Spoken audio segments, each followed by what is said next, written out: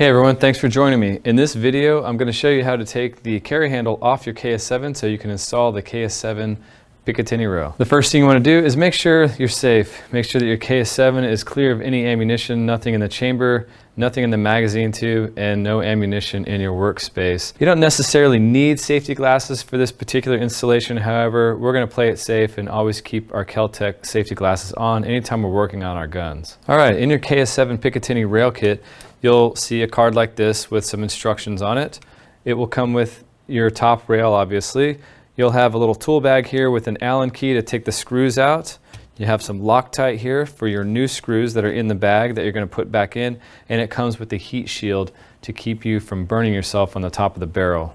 All right, so let's get down to business. So you're going to take the Allen key that's provided in the bag with the Loctite and go ahead and use the short end, slide it underneath the carry handle just to break the screws loose. And on the front one here, same thing, just use the short end of the Allen key to break it free.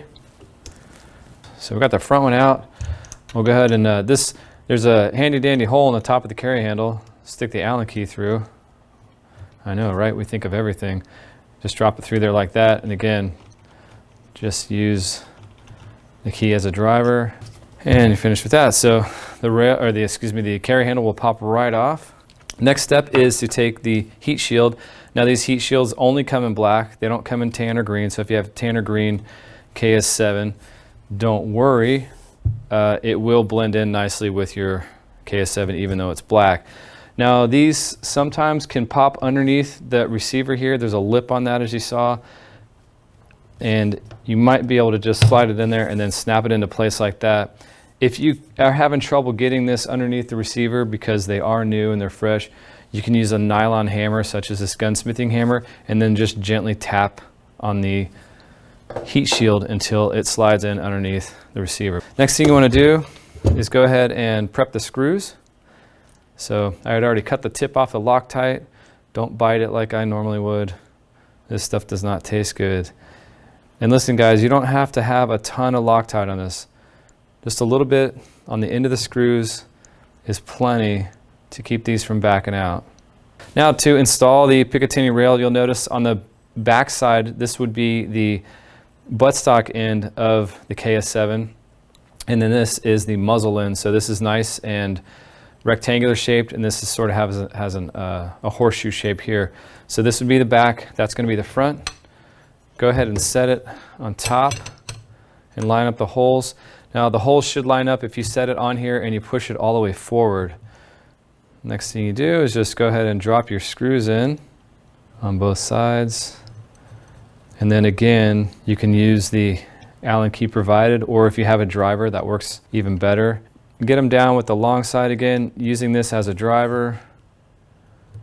Now I'll take the short end, as you can see there, get it in there and really finish the screw off and crank it down. You don't need the washers, like I said. In fact, they won't even fit on the top rail.